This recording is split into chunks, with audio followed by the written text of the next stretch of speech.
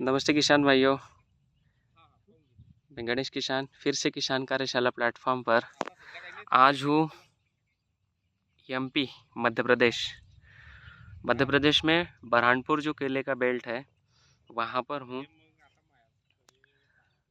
और ये CKG9 पौधा प्लांटेशन किया गया है आज के 1 महीना पहले, मतलब आज के 35 दिन पहले।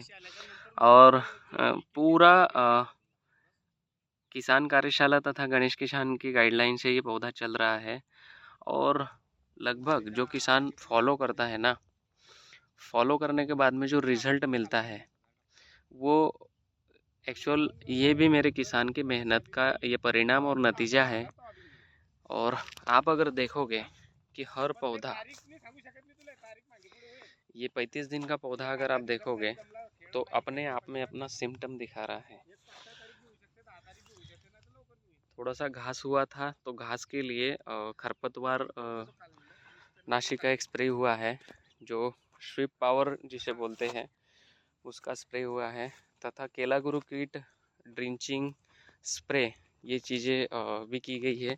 एक्चुअल ये इससे समझ में आएगा ये ड्रिंचिंग वाला कुछ शेड्यूल है जो यहीं पे पड़ा हुआ मुझे मिला, और किसान से समझते हैं। किसान मित्र भी मेरे साथ में हैं, किसान मित्र भी अपने साथ में हैं, आइए समझते हैं। एक्चुअल आज के 15 दिन पहले मैं प्लॉट पे आया हुआ था, लेकिन किसान मित्र यहाँ पे नहीं थे। किसान से समझते हैं क्योंकि किसान पिछले 4-5 साल से मेरे साथ जुड़े हुए हैं। थोड़ा सा उनका परिचय मैं करवा देता हूँ कि हम लोग कहाँ पर हैं। नमस्कार। नमस्कार। थोड़ा आपका परिचय बताइए, हम लोग कहाँ पर हैं। विनोद भागवत भोई, मुक्काम बारोली, पोस्ट इच्छापुर, जिला बरहानपुर। अभी भाई आप मेरे साथ में कम से कम 5 से 6 साल से हो, और पिछली बार भी आपने मेरे कहने पर एक G9 पौधा लगाया था। और अभी आपको जब पता चला कि मैं खुद अपना CKG9 डेवलपमेंट कर रहा हूँ और पौधा दे रहा हूँ, तो आपने मेरे ऊपर विश्वास करके ये जो पौधा लगाया, तो जो एज इट इज़ रियलिटी है, क्योंकि आप बड़े काश्तकार हो और बड़े काश्तकार होने के साथ साथ आप जेन्यून उस जो भी फसल आपके खेत में लगाते हो उसका पूरा स्ट्रक्चर समझ के उसको फर्टिगेशन मैनेजमेंट जो देते हो, वाटर मैनेजमेंट जो देते हो। थोड़ा सा इस पौधे के बारे में, जो 1 महीने का पौधा है, आप क्या सराउंडिंग मुझे बता सकते हो कि क्या मैंने इस बार की जो मेरी प्रैक्टिस है, फल तो आया नहीं है, लेकिन पौधा लगाने के बाद भी किसान को समझ में आता है। क्योंकि बच्चा जब कई लोग बोलते हैं ना कि जब झूला झूलता है तभी समझ में आता है कि यार ये कैसा है। तो आप थोड़ा सा आपका खुद का एक्सपीरियंस बताइए जो रियल है। हाँ, रियल है ना, वही। कुछ ऐसा बताना नहीं है कि चलो भाई 2 लोग व्यक्ति ये वीडियो देखे और वो पौधा मंगाए, वो नहीं। एज इट इज आपको जो अच्छा लगा है वो बताना है। मैं जैन का पौधा भी लगा था। इसके पहले मैंने रेवा फुलरा का भी लगाया था, लेकिन इससे ये पौधा थोड़ा पिकअप में है। ये पिकअप में है और इसका ऐसा है कि ये जो केला गुरु किट डाला था ये वाला, और इसका रिजल्ट बहुत शानदार आया। और इसके 2 स्प्रे किए मैंने, इसके साथ ही आए थे, तो इससे इल्ली का भी प्रकोप ये कम हो गया और अंतरी अच्छा निकाल रहा। और जैन पौधा जैसा चलता है उससे बेहतरीन मेरे को लगता है कि ये चल रहा है। एक्चुअल अपने को कंपनियों के नाम नहीं लेने हैं, अपन जो प्रैक्टिस कर रहे हैं, हम जो दे रहे हैं मदर कल्चर G9 का जो पौधा है, जैसे सीके के नाम से है, लेकिन सीके या कोई भी गणेश या कोई भी जो नाम दिया हुआ है वो कंपनी का नाम है। लेकिन मदर कल्चर जो G9 मैंने दिया हुआ है, जो आपने लगाया है, और जितना मैं आपको अभी बोल रहा हूँ कि ड्रिंचिंग स्प्रे शेड्यूल, तो उस हिसाब से 1 महीने के हिसाब से, भैया भी है मेरे साथ में, पौधे का जो क्वालिटी है वो मेरे हिसाब से ठीक है। क्योंकि बेहतरीन है। 1 महीने में लगभग अगर पौधा में देखो तो पत्ते अगर गिनूं तो आज के डेट में 1 2 3 4 5 6 7 8 9, मतलब 10 पत्ते हैं। तो 1 महीने में जो 5 पत्ते आए हुए थे वो तो साथ में ही थे, लेकिन पौधे ने 5 पत्ते निकाल दिए। दूसरा अंतरी है, और पौधे का जो पत्ता आ रहा है एकदम बढ़िया है। फिर भी 2 से 3 ड्रिंचिंग और ड्रिप एप्लीकेशन तथा बेसल डोज, अभी 35 दिन के बाद में बेसल डोज आएगा। 35 से 45 दिन में फर्स्ट बेसल डोज आ जाना चाहिए। दूसरा, 35 दिन के बाद में ड्रिप एप्लीकेशन चालू हो जाना चाहिए। अगर 3 महीने केले का आपने टिश्यू कल्चर अगर लगाया है तो उसको पहले 3 महीने बहुत प्राइमरी अवस्था में जो होती है वो अगर आप अच्छे से डेवलपमेंट कर रहे हो डीएनए को, और इसका स्टम्प अगर अच्छे से बना रहे हो, इसका साठा अगर अच्छे से बना रहे हो, तो आने वाली जो ईल्ड है वो आपको बेहतरीन मिलेगी। भले बीच में थोड़ा सा 19-20 हो भी गया तो भी, लेकिन अभी एज इट इज सारे पौधों में एक समान ग्रोथ है। लगभग ये कितना 7,000 पौधा लगा हुआ है ना? 7,000। 7,000 पौधा लगा हुआ है आरके सर, और लगभग सारे पौधों में सिमिलर ग्रोथ है। एक्चुअली ये मैं बताने का प्रयास कर रहा हूँ कि आपके साथ में कई और 2 व्यक्तियों के किसान के पौधे आए हुए हैं, उनके खेत में ये क्वालिटी नहीं है। एक गाड़ी एक पौधा एक ही दिन उतरा हुआ है। अभी होता क्या है, ऑब्जर्वेशन, किसी कंपनी का पौधा लगा है या मेरा लगा है, तो मेरा कहने का ये मतलब है कंपनी से मुझे कुछ लेना देना नहीं है। आप कोई भी आपको जो अच्छी लगती है उस कंपनी का पौधा लगाओ। लेकिन कहने की बात यह है कि आप अगर केला किसान हो, आपने कंद लगाया हुआ है, उसके लिए क्या चाहिए, कब चाहिए और सही समय उसका क्या है, अगर हम लोग उन चीज़ों को समझ रहे हैं तो शायद हो सकता है कि आप केले के टिश्यू कल्चर से ज़्यादा टिश्यू कल्चर के आरों में इससे अच्छा उत्पादन ले सकते हो। ये गारंटेड मैं बता सकता हूँ। इसमें भी आप 70 किलो से का लूंगर निकाल सकते हो, लेकिन उस हिसाब से हमारी ज़मीन, हमारा पानी, हमारा एटमॉस्फेयर उसके फेवर में होना चाहिए। खाली आप लोग बोलोगे कि मैं कितना शेड्यूल दूँ, मतलब कि कितना फर्टिगेशन करूँ तो इतना बड़ा लूंगर आएगा, तो फर्टिगेशन करने से अगर लूंगर आते तो हो जाता कल्याण। क्योंकि हम लोग 25 साल 30 साल से केला खेती कर रहे हैं। पहले साल 30 का निकाला, अभी 15 का निकल रहा है, बाद में 40 का भी निकल रहा है। तो ये अनइवन हो क्यों रहा है? एक्चुअल वातावरण की बदलाव की वजह से हमें कई सारी समस्या आ रही है। बराबर है कि नहीं? अगर वातावरण अपने फेवर में रहे तो फिर हो सकता है कि हम लोग चाहे उसकी अपेक्षा बहुत ज़्यादा उत्पादन ले सकते हैं। मैं जस्टली 4 दिन पहले सोलापुर में था। सोलापुर में एक भी बगीचा ऐसा नहीं है जो आज के डेट में अपने पास खड़ा है। सोलापुर की ये खासियत है कि वहाँ पे क्लाइमेट ऑटो है, और ऑटो क्लाइमेट होने की वजह से वहाँ पे पत्ते की चौड़ाई इतनी चौड़ी है और लेंथ मैं खड़ा हूँ इतनी है। दूसरा कि उसमें डार्क क्लोरोफिल है, मतलब पत्ता ऐसा हरा ग्रीन दिखेगा, थोड़ा सा भी पीलापन उसमें नहीं मिलेगा। तो जितना डार्क ग्रीन रहेगा ना, उतना आने वाले रोगों की संख्या कम होगी, और रोगों की संख्या कम होगी तो जाहिर सी बात है वो फल अच्छे से भरेगा, और अच्छे से भरेगा तो उसकी कीपिंग क्वालिटी अच्छी रहेगी। इसीलिए एक्सपोर्ट में सबसे पहले कोई भी व्यापारी सोलापुर को पसंद करता है। महाराष्ट्र में अपना जलगांव सबसे बेस्ट है, बरहानपुर सबसे बेस्ट है, क्योंकि दोनों एक दूसरे से लिंकिंग है, वो अलग नहीं है, अलग किए गए हैं लेकिन वो लिंकिंग है। जैसे तापी माँ का पूरा खोरा, तापी का बेल्ट जितना भी है सबसे बेटर और अच्छा केला है, लेकिन हम एक ही खेत में इस साल भी केला, अगले साल भी केला, उसके अगले साल भी केला, उसकी वजह से जो आने वाली समस्या है वो बहुत समस्याजनक है। मतलब कि करपा, सिगाटोका, CMV, BBTV, ये सारी जो समस्या हमें देखने के लिए मिल रही है। दूसरा कि पौधे में गिरपड़ वाली जो समस्याएं है वो काफ़ी मात्रा में है। तो उसका मेन रीज़न है कि भैया ने मुझे बताया कि गणेश भाई देखो, इनका ऑब्जर्वेशन इतना स्ट्रांग है कि ये मुझे बोले कि रासायनिक में मैं कार्बनडिज़म मैनकोजेब, मतलब कॉन्टैक्ट और सिस्टमेटिक फंगिसाइड, ये हर महीने में एक बार देता हूँ। अभी ये चीज़ें आप दे रहे हो ये अच्छी बात है, लेकिन रासायनिक कितने समय तक करोगे? आप बायो में जाइए, जैविक में जाइए। जैविक में मतलब कि जैसे ट्राइकोडर्मा हुआ, सुडोमोनास हुआ। अभी ट्राइकोडर्मा में ट्राइकोडर्मा विरिडी अलग है, ट्राइकोडर्मा हर्जेनियम अलग है। तो दोनों एक ही जगह पे कैसे हम लोग मिलाकर दे सकते हैं? अभी दुकान में जाओगे बार बार ये भी लोगे तो ये भी महंगा जाएगा, खीसे में लोड गिरेगा। तो ऐसी कुछ चीज़ें खरीद के लाइए जो कि आप एक बार एक ड्रम में कल्चर बनाकर पूरे साल भर उसको मल्टीप्लिकेशन के रेशो में रख सकते हो। इसके लिए किसान कार्यशाला से आप बात कर सकते हो। तो जैविक में क्या है, आने वाली समस्या फंगस ही नहीं है, फंगस के साथ साथ बैक्टीरियल है, उसके साथ साथ इंसेक्ट है। इंसेक्ट में क्या समस्या आती है? व्हाइट ग्रब, घुमनी जो हम बोलते हैं। कॉलर रॉड आता है, वो बैक्टीरियासाइड्स की वजह से आता है। कॉलर रॉड यहाँ पे दिखा ना, ये रूट रॉड है, कॉलर रॉड जो पौधे के पास में पानी जमा देता है, मतलब बासी पानी, तो वहाँ पे बैक्टीरियल डिसीज आता है, तो उसके लिए सुडोमोनास अच्छा है। दूसरा कि कई बार हमने देखा है कि केले में सबसे चिंताजनक और परेशानी वाली चीज़ है निमेटोड्स, जो पौधे के जड़ों में गांठ बन जाती है।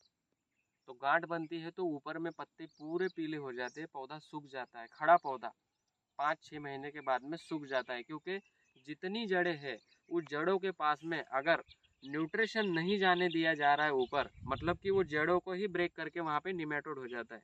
जैसे मैं यहाँ से जाऊँ गूगल आंटी को पूछूँ कि केले में निमेटोड्स की समस्या कैसी आती है और आने के बाद उसके सिम्टम क्या होते हैं, क्योंकि निमेटोड आने के 1.5 से 2 महीने बाद केले के पौधे के ऊपर सिम्टम दिखाता है, तब तक वो उसको आईसीयू में लेकर चला जाता है। तो निमेटोड के लिए सबसे बेस्ट है पैसिलोमाइसिस। अभी पैसिलोमाइसिस मार्केट में अगर आप 1 लीटर की बोतल खरीदने जाओगे तो कम से कम 5,500 से 6,000 रुपये लीटर है, क्योंकि वो ऐसी भयंकर बीमारी है केले में नहीं, ऑल टोटल अपने प्लॉट्स में है। आप हल्दी में है, आपके केले में है, हर तरह की जितनी फसलें आप ले रहे हो उसमें है। सूत्रकृमि जिसे बोलते हैं हम लोग, क्या निमेटोड को सूत्रकृमि बोला जाता है। तो इन चीज़ों को अगर आपके खेत में नहीं आने देना है, जो अभी खरपतवार आंखों से दिख रहा है, इसके लिए आप इसके ऊपर जो भी स्प्रे है या निंदाई है, गुड़ाई कर रहे हो, लेकिन खरपतवार से भी ज़्यादा भयंकर परिस्थिति ये सारी चीज़ें जो मैं आपको बता रहा हूँ, ये आपके पौधे को नुकसान पहुँचाती है। इसके लिए आपको कुछ ऐसे जैविक इंसेक्टिसाइड, ऐसे जैविक फंगिसाइड और ऐसे जैविक बैक्टीरियासाइड चाहिए जो कि आपके खेतों में कंटिन्यूसली वो आपके जैसा काम करता रहे। बराबर। ठीक है। ऊपर से थ्रिप्स माइट्स के लिए आपका बिवेरिया बेसियाना है।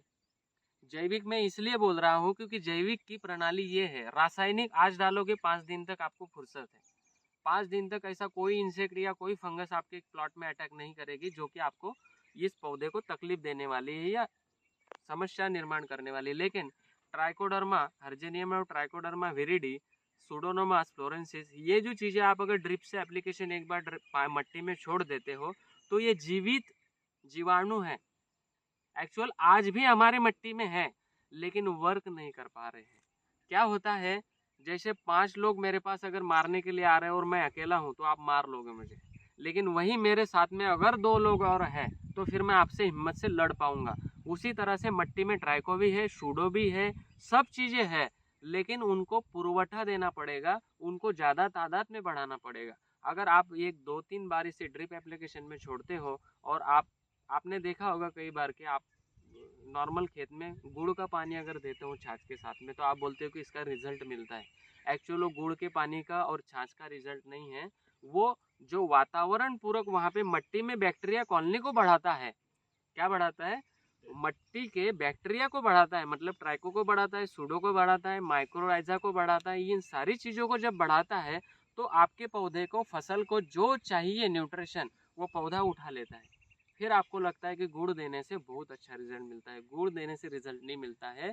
गुड़ जो पूरक है, जो वहाँ पे फंगस है, मित्र फंगस, उसका वो खाद है, उसका खाद है, वो खाद उसको मिलता है, मतलब कि मल्टीप्लिकेशन बहुत ज़्यादा से होता है। तो मल्टीप्लिकेशन जब ज़्यादा होता है आपका पौधा आपको तीसरे या 5वें दिन रिएक्ट करता है, रिस्पॉन्स करता है, और आपको लगता है कि नहीं, गुड़ का पानी देने के बाद में पौधे अच्छे दिखते हैं।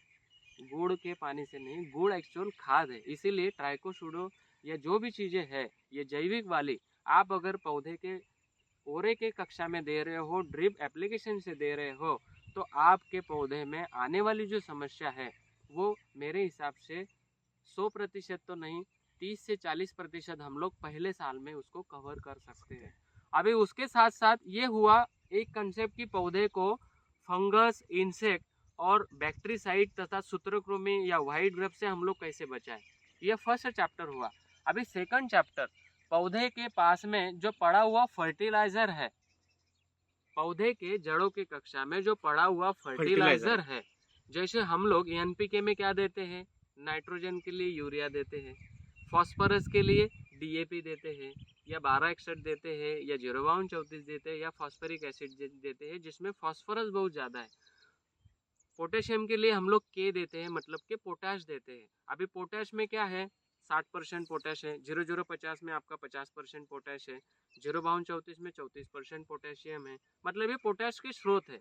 लेकिन पौधा ये डायरेक्ट अपटेक नहीं करता है, आपने दिया हुआ है तो ये डायरेक्ट अपटेक नहीं करेगा। एक्चुअल ये कंसेप्ट है कि आपने गेहूं उसके पास डाल के रखा हुआ है। क्या डाल के रखा है? गेहूं। अभी गेहूं को डायरेक्ट कभी भी हम लोग नहीं खा सकते। गेहूं को क्या करना पड़ेगा? पीसना पड़ेगा, उसको भूनना पड़ेगा, भूनने के बाद में उसकी रोटी बनाकर उसको पकाकर हम लोग खाते हैं। मतलब गेहूं और रोटी में इतना अंतर है। वैसे ही पौधे के पास में डीएपी और खाने वाले भोजन में इतना अंतर है। अभी आप बोलोगे कौन फिर ये पौधे को प्रोवाइड करवा रहा है, पौधा कैसे फिर इसको ले रहा है? तो पौधा इसे एक्चुअल एनपीके बैक्टीरिया से लेता है। अभी एनपीके बैक्टीरिया कौन सा? जैसे एनपीके में कंसोर्टिया आपको मिलता होगा, लेकिन वो 3 को ही दे रहा है। बाकी आपके सेकेंडरी न्यूट्रिशन है, थर्ड न्यूट्रिशन है, उसका आप उठाकर दोगे कैसे? तो उसके लिए एनपीके बैक्टीरिया की चेन आपके पास होनी चाहिए। नाइट्रोजन के बैक्टीरिया आपके पास होने चाहिए, पोटेशियम के बैक्टीरिया चाहिए, फास्फोरस के बैक्टीरिया चाहिए, जिंक के बैक्टीरिया चाहिए, सल्फर के बैक्टीरिया चाहिए, है ना, कैल्शियम के चाहिए आपके पास में, सल्फर के बैक्टीरिया चाहिए। कितने हो गए? 6-7 ये हो गए। डीकम्पोजर आपके पास चाहिए, आपके पास माइकोराइजा चाहिए। तो ये चीज़ें मल्टीप्लिकेशन करके जब आप डालोगे तो पौधे में कंटिन्यूसली 1-1 महीने में इसको एप्लीकेशन करना है, बहुत ज़्यादा भी नहीं, क्योंकि बहुत ज़्यादा दोगे तो मित्र बैक्टीरिया बढ़ जाएंगे, तो फिर वो खाना, वो इसका खाना वो खाना शुरू कर देंगे। बहुत ज़्यादा कुछ भी होता है ना तो उससे समस्या जाती है। जैसे शुगर हमारे बॉडी के लिए बहुत अच्छा काम करती है, लेकिन वही शुगर हम लोग अगर एक्स्ट्रा में लेते हैं तो उससे हमें क्या होता है? शुगर की बीमारी भी होती है। उसी तरह में हमें पौधों में भी एक बैलेंस में हमें इन चीज़ों को देना है। एनपीके बैक्टीरिया तथा आपके फंगीसाइड वाले बैक्टीरिया, ये अगर आपने दिए तो आपको बेस्ट से बेस्ट रिजल्ट मिलेंगे पौधों में। केला गुरु कीट ये पौधे की जड़ों को बढ़ाने वाला है। इसमें ऑक्सिन्स है, साइटोकाइनिन्स है, फुलविक है, पोटेशियम फुलवेट है, ये सारी चीज़ें हैं, सीवीड एक्सट्रैक्ट है। ये पौधे को क्या करते हैं? यही चीज़ों में है, पौधे के जड़ों के कक्षा में पौधे की जड़ों रूट को डेवलपमेंट करना, पौधे को के जड़ों के पास इसी को मेंटेन करना, ऑक्सिन साइटोकाइनिन्स है, पौधे के सेल डिवीजन को बढ़ाना। ये चीज़ें सारी केला गुरु कीट से होती है, लेकिन ये पौधे का भोजन नहीं है। ये पौधे को खाली ये क्या करने वाला है? ये पाचन शक्ति को बढ़ाने वाला है। लेकिन पौधे के पास में आप अगर हाजमोला की गोलियां खा रहे हो और भोजन नहीं कर रहे हो तो क्या होगा? टॉनिक है। मतलब कि इसके पास भोजन भी चाहिए, उसका सिमिलर चाहिए सारी चीज़ें, ताकि भोजन दो तो पचाने के लिए भी दो, पचाने के लिए दोगे तो फिर वहाँ पे फंगस आएगी तो फंगस के लिए सारी चीज़ें, सारे कंसेप्ट अलग अलग है। कई लोग पूछते हैं कि फिर मैं हम ट्राइकोसुडो डाले तो फिर डीएपी यूरिया डालना नहीं पड़ेगा क्या? अरे भगवान, वो डीएपी यूरिया पोटेश उसका भोजन है। ट्राइकोसुडो ये पौधे के पास फंगस नहीं आए उसके लिए है। एनपीके बैक्टीरिया आप जब ये डीएपी पोटेश दे रहे हो उसको डाइल्यूशन करने के लिए है। मतलब हर चीज़ का एक अलग अलग काम है, वो देना ही पड़ेगा। ठीक है, काफ़ी अच्छा लगा, पौधे में काफ़ी अच्छी ग्रोथ है। कई सारे सेशन किसान कार्यशाला के ऊपर मेरा A to Z सेशन आने वाला है। जैसे आपने अभी ये गड़बड़ी करके रखी है, बीच में नालियाँ डाल दीजिए तो सिंगल बेड रहेगा, तो इसके ऊपर अभी मल्चिंग आप डाल सकते हो। जहाँ पौधा है वहाँ पे हो सके तो लेडीज लगाकर पौधे के चारों तरफ का निकालना पड़ेगा जो है ये खरपतवार, इसको निकाल दीजिए और उसको वहीं पे भी डाल दिया तो चलेगा, क्योंकि कचरा मल्चिंग में उसमें वो कन्वर्ट हो जाएगा। और ऊपर से प्लास्टिक डाल दीजिए, हो सकता है कि और फिर मैं 1 महीने बाद आपके पास आऊँ तो 1 महीने बाद पौधा इतना बड़ा दिखना चाहिए। एक प्राइमरी प्लॉट अपने को डेवलपमेंट करना है। ये मेरे लिए मत करो, ये आपके लिए, खुद के लिए करो। ठीक है, ओके, थैंक यू।